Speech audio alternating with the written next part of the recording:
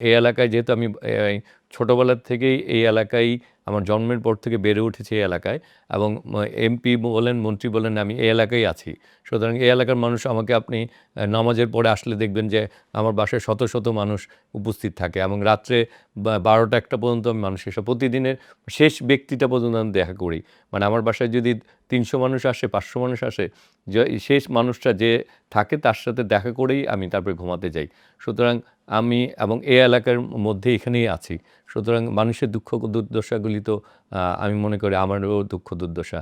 সুতরাং তাদের দুঃখ দশা যদি দূর হয়, আমি মনে করি যে এলাকার সন্তান হিসেবে তাদের সেই আসার জায়গাটা আমি পূর্ণ করতে পারবো ইনশাল্লাহ।